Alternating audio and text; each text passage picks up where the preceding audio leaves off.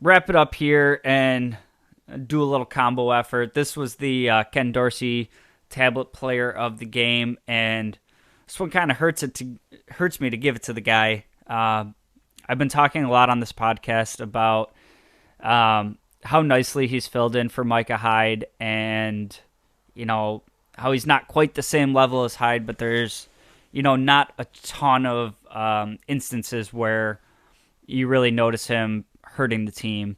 And that player for me this week was Damar Hamlin. There's just quite a few missed tackles out there today. There's a few plays where it's just bad angles taken.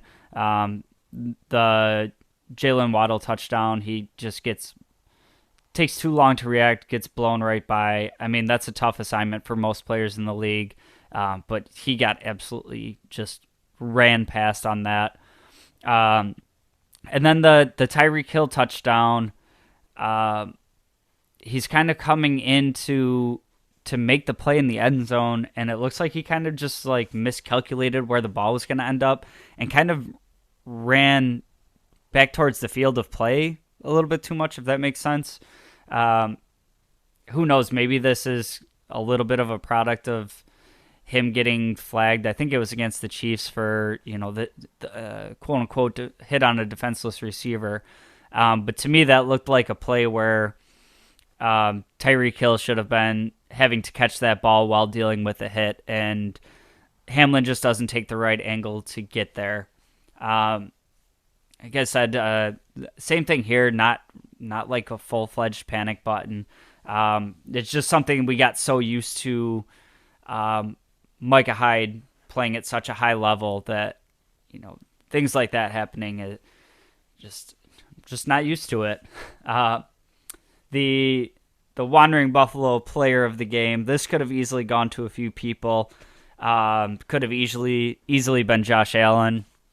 Try to spread the love around because it could easily be Josh Allen on most weeks. But this one's going to go to Dawson Knox. Talked a lot about him in the beginning of the show. Just a great game for him out there. Great to see him moving with the ball after he catches it, never going down on the first contact, and showing, for the most part, some pretty sure hands out there. Like I said, 98 yards and a touchdown. Kind of that big game that I've been waiting for from Dawson Knox. So hopefully we see a lot more of that going forward. But overall, I think this ended up being kind of like a really fun Buffalo game in ways that we didn't expect. That, like I said, the weather all week was calling for this snowstorm to be going on throughout the game, and what's it going to look like? Are they going to be playing in a foot of snow? And then the whole broadcast is like, you can see the green on the turf just fine. Nothing's going on. There's no weather. It's just cold. And then it kind of felt to me like some sort of sports movie. It was like right when the game was in the balance, the snow starts falling sideways. It comes down to a game-winning kick. Shout out Tyler Bass for hitting that game-winning kick. He also could have been the player of the game. But just seeing like the players having to clear out the spot for Bass to kick it from, everybody getting involved there.